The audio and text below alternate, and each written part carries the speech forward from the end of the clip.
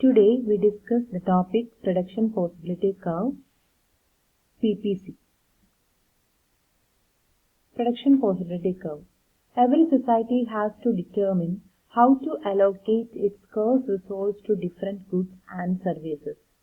The collection of all possible combinations of the goods and services that can be produced from a given amount of resources and a given technological knowledge is called the production possibility set of the economy. എന്താണ് production possibility set അല്ലെങ്കിൽ production possibility curve എന്നുള്ളതിന്റെ meaning ആണ് നമ്മൾ first സ്ലൈഡിൽ പറയുന്നത്. നമുക്കറിയാം ഓരോ സൊസൈറ്റിക്കും ഒരുപാട് സൊസൈറ്റി അല്ലെങ്കിൽ ഹ്യൂമൻ ബീയിങ്ങിനെയൊക്കെ കുറിച്ച് നമ്മൾ പറയും ഫണ്ടമെന്റൽ ആയിട്ട് കുറച്ച് കാര്യങ്ങളുണ്ട്. റിസോഴ്സ് എന്ന് പറയുന്നത് സ്കേഴ്സ് ആണ്, അതുപോലെ തന്നെ നമ്മുടെ വാണ്ട്സ് എന്ന് പറയുന്നത് അൺലിമിറ്റഡ് ആണ്. അപ്പൊ അതുകൊണ്ട് തന്നെ നമുക്കതിൽ ഏറ്റവും ഇമ്പോർട്ടന്റ് ആയിട്ടുള്ള ഏറ്റവും പ്രയോറിറ്റി ഉള്ളതായിട്ടുള്ള വാണ്ട്സിനെ വേണം നമുക്ക് സാറ്റിസ്ഫൈ ചെയ്യാൻ, ബാക്കിയുള്ളതിനെ നമുക്ക് റീപ്ലേസ് ചെയ്യേണ്ടതായിട്ട് വരും അല്ലെങ്കിൽ സാക്രിഫൈസ് ചെയ്യേണ്ടതായിട്ട് വരും.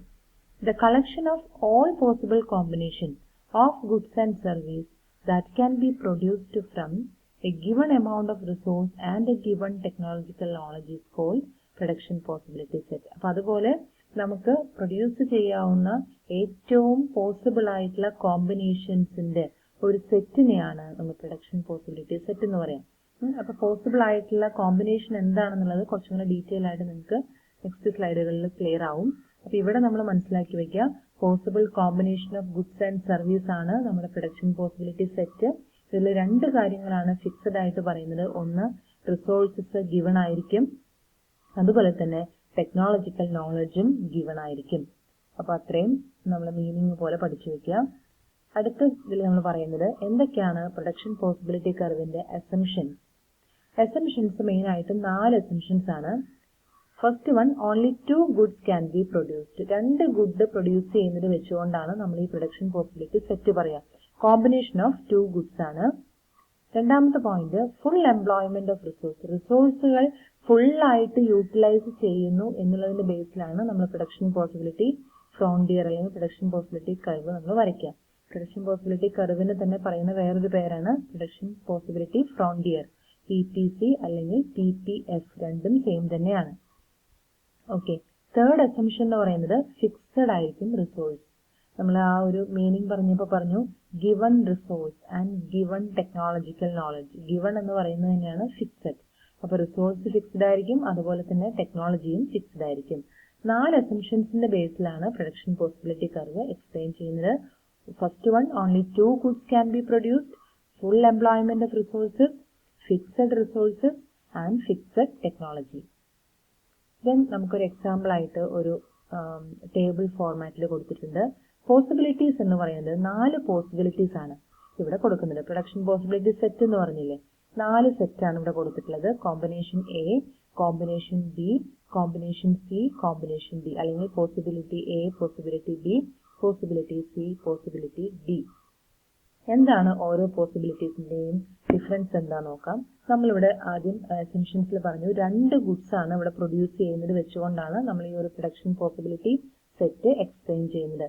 ഇവിടെ 2 ഗുഡായിട്ട് എടുത്തിരിക്കുന്നത് കോണും കോട്ടണും ആണ്. കോൺ ചോളവും അതുപോലെ തന്നെ കോട്ടൺ നമ്മുടെ പഞ്ഞി, കോണും കോട്ടണും ആണ് ഇവിടെ എക്സാമ്പിൾ ആയിട്ട് എടുത്തിരിക്കുന്നത്.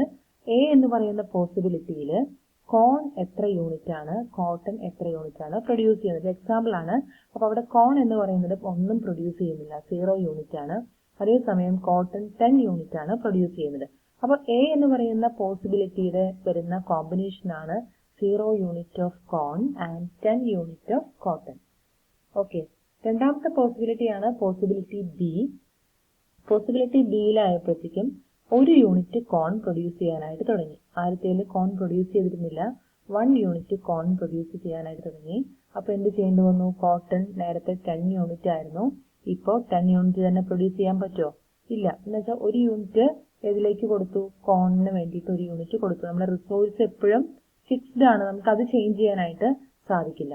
അപ്പൊ അതുകൊണ്ട് നമ്മളിവിടെ എന്ത് ചെയ്യുന്നു, 1 യൂണിറ്റ് കോണിലേക്ക് കൊടുത്തു, ബാക്കി കോട്ടൺ അപ്പോൾ 1 യൂണിറ്റ് കുറച്ച് 9 യൂണിറ്റ് കോട്ടൺ പ്രൊഡ്യൂസ് ചെയ്തു. ഓക്കെ, അപ്പോൾ ഒരെണ്ണം പ്രൊഡ്യൂസ് ചെയ്യണമെങ്കിൽ, കോൺ 1 യൂണിറ്റ് പ്രൊഡ്യൂസ് ചെയ്യണമെങ്കിൽ കോട്ടൺ 1 യൂണിറ്റ് സാക്രിഫൈസ് ചെയ്യേണ്ടതായിട്ട് വന്നു. തേർഡ് പോസിബിലിറ്റി എന്ന് പറയുന്നത് പോസിബിലിറ്റി സി ആണ്. പോസിബിലിറ്റി സിയിൽ കോൺ 2 യൂണിറ്റ് ആണ് പ്രൊഡ്യൂസ് ചെയ്യുന്നത്. 2 യൂണിറ്റ് കോണും അതുപോലെ തന്നെ 7 യൂണിറ്റ്സ് കോട്ടണും. അപ്പോൾ 2 യൂണിറ്റ്സ് കോൺ പ്രൊഡ്യൂസ് ചെയ്തപ്പോൾ കോട്ടൺ നേരത്തെ 9 യൂണിറ്റ് ആയിരുന്നു കോമ്പിനേഷൻ ബിയിൽ, അത് 7 യൂണിറ്റ് ആയിട്ട് റെഡ്യൂസ് ചെയ്യേണ്ടതായിട്ട് വന്നു. ഓക്കെ, സാക്രിഫൈസ് ചെയ്യേണ്ടതായിട്ട് വന്നു 2 യൂണിറ്റ്. ഡി എന്ന് പറയുന്ന പോസിബിലിറ്റി, അതിൽ കോൺ 3 യൂണിറ്റ് ആണ് പ്രൊഡ്യൂസ് ചെയ്യുന്നത്, അതേസമയം കോട്ടൺ 7 യൂണിറ്റിൽ നിന്ന് 4 യൂണിറ്റ് ആക്കിയിട്ട് കുറച്ചു. ഇതെല്ലാം പോസിബിലിറ്റീസ് ആണ്, പോസിബിലിറ്റി സെറ്റുകളാണ്. Possibility A B C D എന്നൊക്കെ പറയുന്നത് പോസിബിലിറ്റി സെറ്റ്സ് ആണ്. ഇനി നെക്സ്റ്റ് പറയുന്നത്, if more of the scarce resources are used in the production of corn, less resources are available for the production of cotton and vice versa. അതായത് ഒരു യൂണിറ്റിന്റെ production, ഇപ്പോൾ കോൺ കൂടുതൽ പ്രൊഡ്യൂസ് ചെയ്യുകയാണെങ്കിൽ കോട്ടൺ കുറയ്ക്കേണ്ടതായിട്ട് വരും. കോട്ടൺ കൂടുതൽ പ്രൊഡ്യൂസ് ചെയ്യുകയാണെങ്കിൽ കോൺ പ്രൊഡ്യൂസ് ചെയ്യുന്നതിന്റെ അളവ് കുറയ്ക്കേണ്ടതായിട്ട് വരും.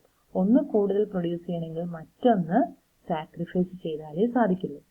Therefore, if we want to have more of one good, we will have less of other good. ഒന്ന് മോർ ആയിട്ട് നമുക്ക് വേണമെങ്കിൽ വേറൊരെണ്ണം ലെസ് ആയിട്ടേ നമുക്ക് പർച്ചേസ് ചെയ്യാനായിട്ട് സാധിക്കുള്ളൂ.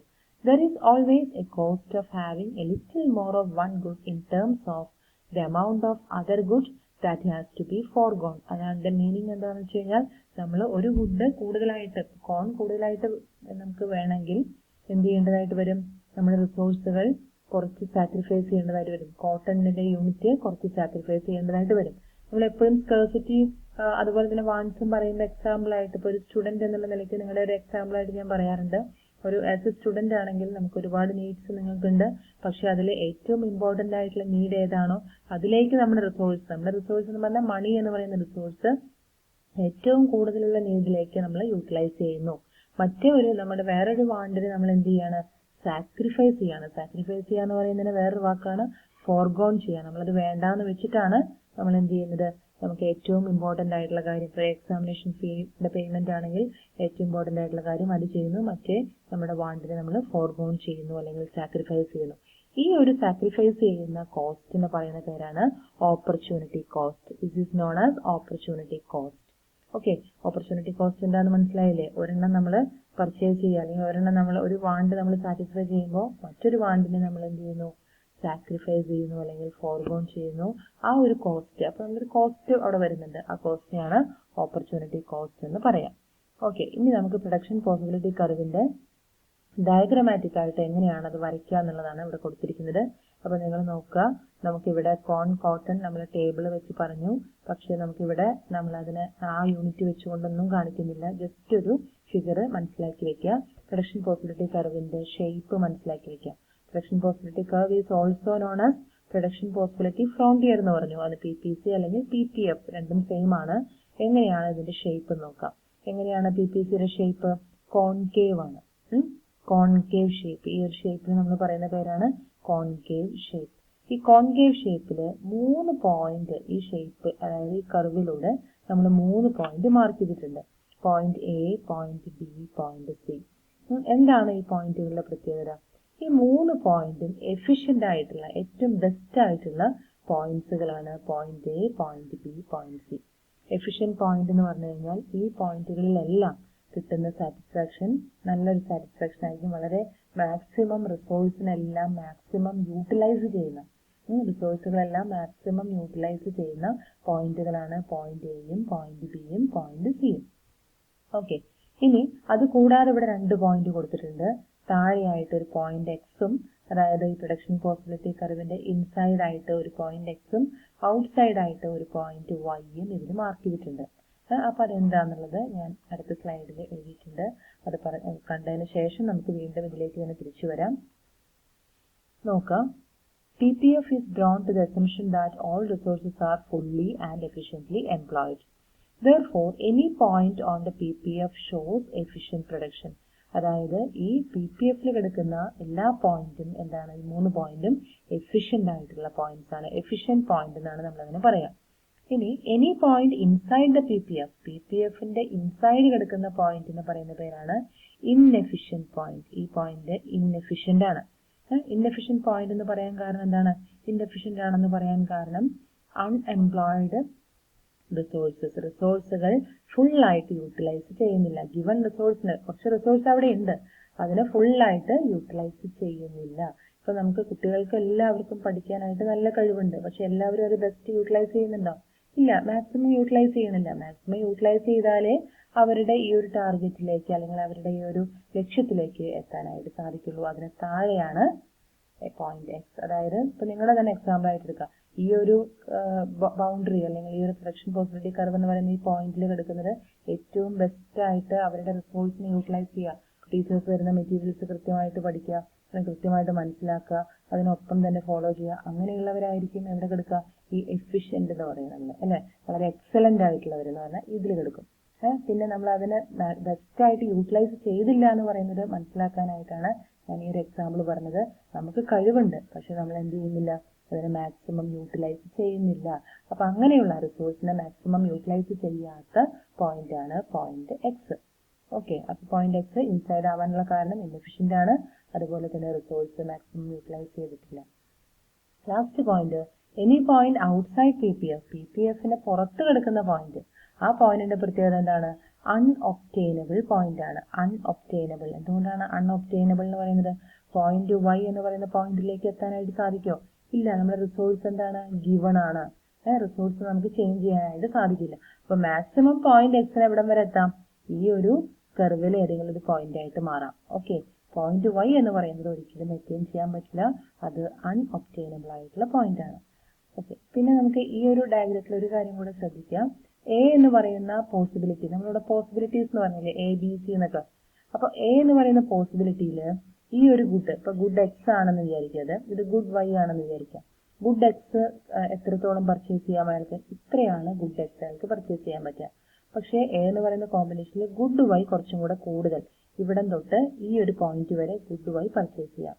ഓക്കെ, ബി എന്ന് പറഞ്ഞ കോമ്പിനേഷൻ സെലക്ട് ചെയ്യുകയാണെങ്കിൽ ഗുഡ് എക്സ് നേരത്തേക്കാൾ കുറച്ച് കൂടുതൽ ഇയാൾക്ക് പർച്ചേസ് ചെയ്യാം, അതേസമയം ഗുഡ് Y എന്ന് പറയുന്നത് ഇത്രയേ കിട്ടുള്ളൂ. ഇനി സി എന്ന് പറയുന്ന പോയിന്റിൽ സൊസൈറ്റിക്ക് കിട്ടുന്നത് ഗുഡ് എക്സ് കുറച്ച് കൂടുതൽ കിട്ടും, അതേസമയം ഗുഡ് Y കുറച്ച് കുറവേ കിട്ടുള്ളൂ. ഓക്കെ, അപ്പൊ അത്രയും കാര്യങ്ങൾ ക്ലിയർ ആയി. ഇനി നമുക്ക് ഈ പ്രൊഡക്ഷൻ പോസിബിലിറ്റി കർവിൽ ഷിഫ്റ്റ് വരയ്ക്കാം. പ്രൊഡക്ഷൻ പോസിബിലിറ്റി കർവിൽ ഷിഫ്റ്റ് വരുന്നതിന് ഇപ്പൊ നമ്മളിവിടെ കാണിക്കുന്നത് റൈറ്റ് വേർഡ് ഷിഫ്റ്റ് ആണ്, റൈറ്റിലേക്കുള്ള ഷിഫ്റ്റ് ആണ്. റൈറ്റ് വേർഡ് ഷിഫ്റ്റ് എന്ന് പറയുന്നത് കാണിക്കുന്നത് ഇക്കണോമിയുടെ ഗ്രോത്ത് ആണ്. ഇക്കണോമിക്ക് ഗ്രോത്ത് ഉണ്ടെങ്കിൽ ഈ ഒരു നമ്മൾ പറഞ്ഞ ബൗണ്ടറിയിൽ, അതായത് ഗിവൺ റിസോഴ്സ്, ഗിവൺ ടെക്നോളജി എന്നൊക്കെ പറയുന്നത്, അത് റൈറ്റിലേക്ക് ഷിഫ്റ്റ് ചെയ്യും. അപ്പൊ ഈ ഒരു കർവും റൈറ്റിലേക്ക് ഷിഫ്റ്റ് ചെയ്യും. അപ്പൊ ഈ ഒരു റൈറ്റ് വേർഡ് ഷിഫ്റ്റ് എന്ന് പറയുന്നത് ഇൻഡിക്കേറ്റ് ചെയ്യുന്നത് ഇക്കോണമിയുടെ ഗ്രോത്ത് ആണ്. ഇനി PPC കർവ് റൈറ്റിലേക്കും ഷിഫ്റ്റ് ചെയ്യും, ലെഫ്റ്റിലേക്കും ഷിഫ്റ്റ് ചെയ്യും. റൈറ്റിലേക്ക് ഷിഫ്റ്റ് ചെയ്യുന്നത് എന്തുകൊണ്ടാണെന്ന് നമ്മൾ പറഞ്ഞത്? ഇക്കണോമിക് ഗ്രോത്ത് ഉള്ളതുകൊണ്ടാണ്. അപ്പൊ റൈറ്റിലേക്ക് ഷിഫ്റ്റ് ചെയ്യാനായിട്ടുള്ള റീസൺസ് എന്തൊക്കെയാണ്? 5 പോയിന്റ് ആണ് നമ്മളിവിടെ കൊടുത്തിരിക്കുന്നത്. ആ പോയിന്റ്സ് ഒന്ന് മനസ്സിലാക്കി വെക്കുക. ഒന്ന്, ടെക്നോളജിയിൽ വരുന്ന ഇംപ്രൂവ്മെന്റ്, അതുപോലെ പോപ്പുലേഷൻ ഗ്രോത്ത്, എഡ്യൂക്കേഷൻ ആൻഡ് ട്രെയിനിങ്ങിൽ വരുന്ന ഇംപ്രൂവ്മെന്റ്, പുതിയ പുതിയ നാച്ചുറൽ റിസോഴ്സുകളുടെ ഡിസ്കവറി, അതുപോലെ തന്നെ ക്യാപിറ്റൽ സ്റ്റോക്കിന്റെ ഗ്രോത്ത്. ഇത്തരം കാരണങ്ങൾ കൊണ്ട് ഈ ഒരു PPC കർവ് റൈറ്റിലേക്ക് ഷിഫ്റ്റ് ചെയ്യാം. ഇതെല്ലാം വരുമ്പോഴാണ് ഇക്കണോമിക് ഗ്രോത്ത് ഉണ്ടാവുന്നത്. ഇനി PPC കർവ് ലെഫ്റ്റിലേക്ക് ഷിഫ്റ്റ് ചെയ്യുന്നത് എന്തൊക്കെ കാരണങ്ങൾ കൊണ്ടാണ്? First one, renewable resource, non renewable റിസോഴ്സിന്റെ ഡിപ്ലീഷൻ. റിസോഴ്സുകൾ ഉപയോഗിച്ച് ഇല്ലാതെയാവാം, അതിന്റെ ഡിപ്ലീഷൻ. അതുപോലെ തന്നെ ക്യാപിറ്റൽ സ്റ്റോക്കിന്റെ ഡിസ്ട്രക്ഷൻ. അതായത് ക്യാപിറ്റൽ സ്റ്റോക്കിന്റെ ഡിസ്ട്രക്ഷൻ എന്ന് പറഞ്ഞു കഴിഞ്ഞാൽ എന്തെങ്കിലും യുദ്ധങ്ങളോ അല്ലെങ്കിൽ നാച്ചുറൽ ഡിസാസ്റ്റർ, ഫ്ലഡ് ഒക്കെ പോലെ വന്ന് ക്യാപിറ്റൽ സ്റ്റോക്ക്, മെഷീനറീസ് അല്ലെങ്കിൽ ബിൽഡിങ്സ് അങ്ങനെയുള്ളതിന്റെയൊക്കെ ഡിസ്ട്രക്ഷനും PPC ലെഫ്റ്റിലേക്ക് ഷിഫ്റ്റ് ചെയ്യാനായിട്ടുള്ള ഒരു റീസൺ ആണ്. അതായത് ഇക്കണോമിക് ഗ്രോത്ത് എല്ലാം കുറയും, ഇക്കോണമി എല്ലാം ഡൺ ആവും. Then failure to replace worn out capital. അതായത് ഡിപ്രീസിയേഷൻ വന്ന ഒരു മെഷീൻസോ ബിൽഡിങ്സോ ഒക്കെ ആണെങ്കിൽ അതിനെ റീപ്ലേസ് ചെയ്യാൻ പറ്റാണ്ടിരിക്കുക, അതിന് ഫെയിലിയർ വരിക. അതും ഒരു PPC ലെഫ്റ്റിലേക്ക് ഷിഫ്റ്റ് ചെയ്യാനായിട്ടുള്ള റീസൺ ആണ്. അതുപോലെ തന്നെ ഹ്യൂമൻ റിസോഴ്സിന്റെ ക്വാളിറ്റി കുറഞ്ഞു വരിക, ഹ്യൂമൻ റിസോഴ്സിന്റെ ക്വാളിറ്റി ഡിറ്റീറിയേറ്റ് ചെയ്യുക, അതായത് കുറഞ്ഞു വരിക. ഇതും PPC ലെഫ്റ്റിലേക്ക് ഷിഫ്റ്റ് ചെയ്യാനായിട്ടുള്ള റീസൺസ് ആണ്. ഓക്കെ, ക്ലിയർ ആയി കാണുന്നു വിചാരിക്കുന്നു. PPC റൈറ്റിലേക്കും ലെഫ്റ്റിലേക്കും ഷിഫ്റ്റ് ചെയ്യാം. റൈറ്റിലേക്ക് ഷിഫ്റ്റ് ചെയ്യുന്നതിനാണ് നമ്മൾ ഇക്കണോമിക് ഗ്രോത്ത് ഉണ്ടാവുക എന്ന് പറയാം. ഷിഫ്റ്റ് ചെയ്യാനുള്ള റീസൺസ് എന്തൊക്കെയാണെന്ന് പറഞ്ഞു. ലെഫ്റ്റിലേക്ക് ഷിഫ്റ്റ് ചെയ്യാനായിട്ടും നമ്മൾ 4 പോയിന്റ് കണ്ടു, റൈറ്റിലേക്ക് ഷിഫ്റ്റ് ചെയ്യാൻ 5 പോയിന്റ് കണ്ടു. പോയിന്റ്സ് എല്ലാം മനസ്സിലാക്കി വെക്കുക. PPC ഷിഫ്റ്റ് ചെയ്യും എന്നുള്ളത് ക്ലിയർ ആയി. Okay, thank you.